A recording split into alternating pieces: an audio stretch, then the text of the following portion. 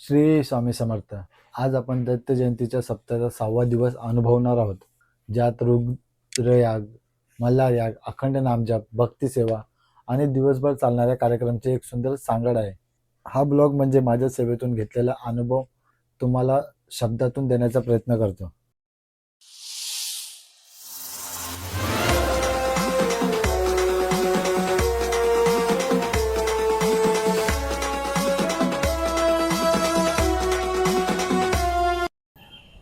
श्री स्वामी समर्थ सेवेकरी कसे आहात? मजेत ना? श्री दत्त जयंती उत्सव अखंड नामजप यज्ञ सप्ताह सुरू आहे. आजचा दिवस आहे 6वा. चला आज आहे ना, खूप मोठा उत्सव होणार आहे. तुम्हाला दाखवतो आजच्या उत्सवात काय काय आहे. दररोज नवीन नवीन रंगोळ्या असतात इथे. तुम्ही माझ्या 5 दिवसाच्या व्हिडिओमध्ये पाहिलं असेल. हा बरं,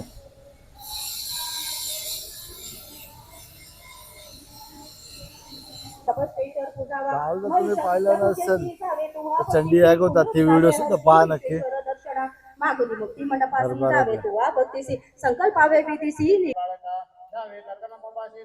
सकाळची वेळ, स्वामी दरबार प्रकाशाने उजळलेला धुपांचा सुगंध वातावरणात पसरलाय.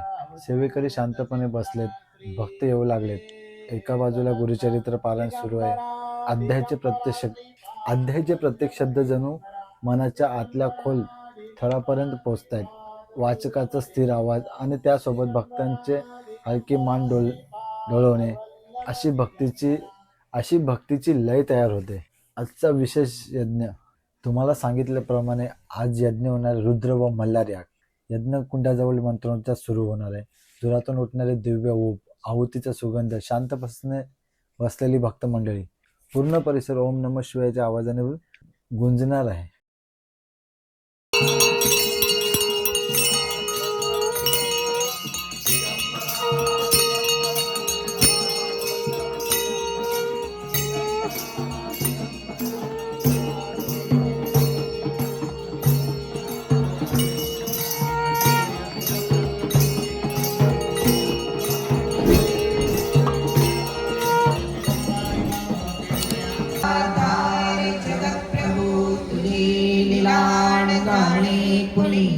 देवा विघ्नहरी अम्मावरी करी आडविनतयामध्ये स्नान करणे विसविन जठराग्नी माझी शस्त्रे केली असतील रुधिर भाषण करू पाहती तोवरी तुमची न पावली माझे अंतःकरण स्थिर होई. सप्त्याचा हा 6वा दिवस असल्यामुळे ऊर्जा अजूनच स्थिर, अजूनच शक्तिमय वाटत होती.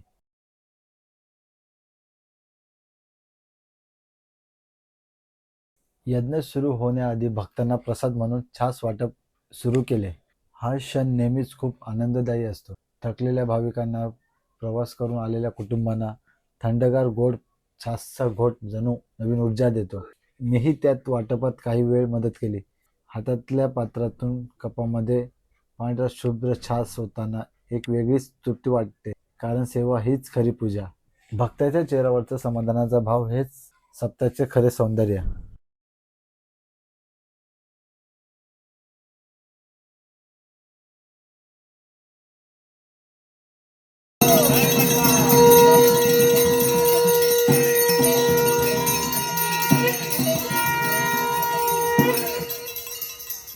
मग ते आश्रमाची कळा भग्न झाली ते वेळा जैसा धन्यकंप झाला म्लान वदनी सृष्टी सारी ऋषीश्वरासी घोर पीडिता कंठी पाशा.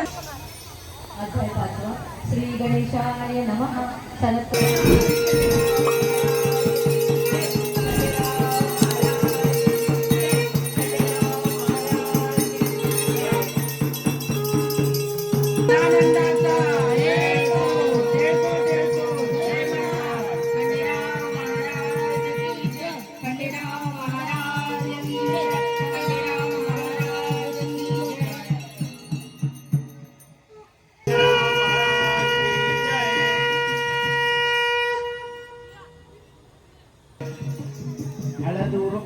हळद उडवा म्हणजे पदर डोक्यावर घेतला.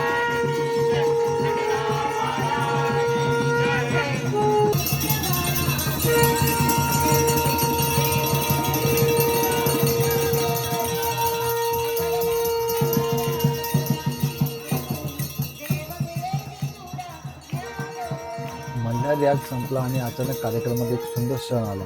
एक सेवेकरी खंडोबाच्या रूपात हुबेहूब दरबारात प्रवेश केला. लाल फेटा, पारंपरिक वेश, हातातली तलवार, अगदी खंडोबाच अवतरला असे वाटावे असा तेजस्वी लूक. भक्तामध्ये एकच उत्साह. कॅमेरे काढले, टाळ्या उमटल्या, काहींचे डोळे पाणावलेले. दरबारात क्षणभरासाठी जणू जेजुरीची ऊर्जा उतरली. हा अनुभव शब्दाने सांगणे कठीण आहे.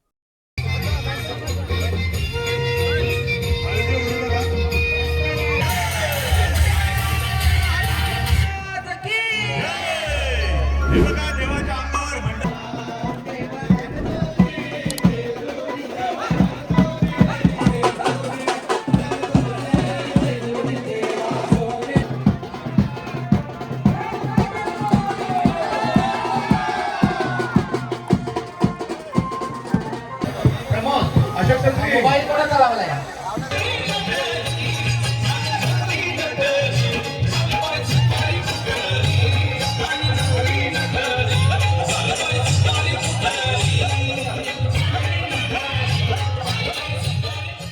खंडोबा दर्शनानंतर लगेच महाप्रसादाची सुरुवात झाली. आज गर्दी खूपच मोठी होती. ओळी वाढत गेल्या. कुटुंब, लहान मुले, वृद्ध सगळे प्रसादासाठी शांतपणे उभे. दिसत नाही ना शांत उभे आहेत. सगळ्यांना घाई, सगळ्यांना जेवायची घाई होती. सकाळपासून थांबलेले.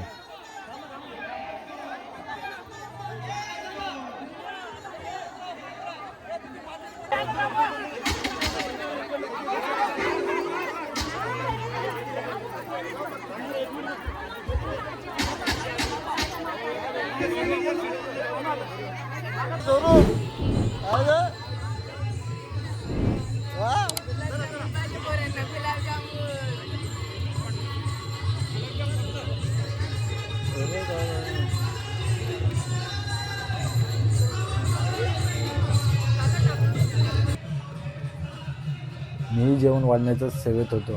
भात, डाळ, भाजी, गोड आणि प्रसादाचा सुवास मनाला परमानंद देत होता. ताटात वाढताना जाणवत होतं हे जेवण मी देतोय, पण प्रत्यक्षात दातारा देतोय. सेवा करणे म्हणजे स्वतःचं अस्तित्व थोडं विसरणे, आणि हेच मी त्या क्षणी अनुभवत होतो.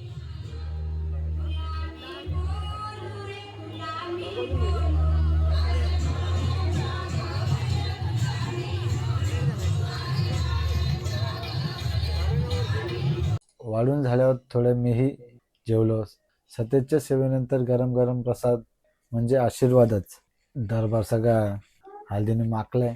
मी पण जातो, आंघोळ करतो आणि येतो परत. इथं आल्यावर पाहतोय तर सर्व कार्यक्रम झालं होतं. संध्याकाळची आरती झाली होती. शिवशंकराच्या पिंडीचे पूजन झाले होते. ही पिंड साधारण नसते. ती पूर्णपणे शिजवलेल्या तांदळाची बनलेली पिंड असते. अतिशय सुंदर, शुभ्र आणि प्रतिकारात्मक. भक्त हळूहळू येऊन दर्शन घेत होता आणि त्याच पिंडीचा थोडासा भाग भक्तांना प्रसाद म्हणून दिला जात होता.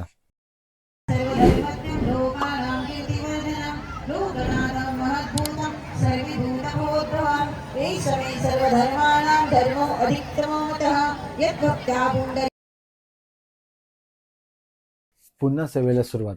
रात्रीचे जेवण वाढण्याची सेवा. यावेळेसही गर्दी चांगलीच होती. दिवसभर कार्यक्रम झाल्यामुळे अनेक भक्त संध्याकाळी यायचे. मी पुन्हा ताटात वाढण्यात सहभागी झालो. गडबड होती, पण मन खूप शांत होतं.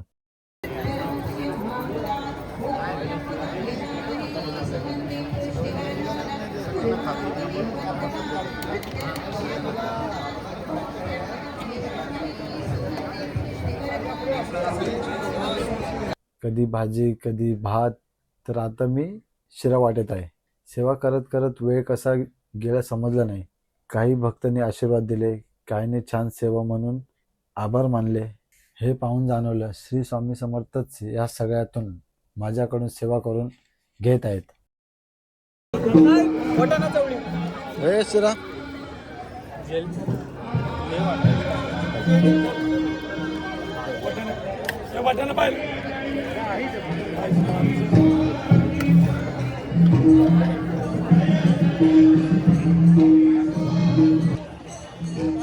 सर्वांची काढतो.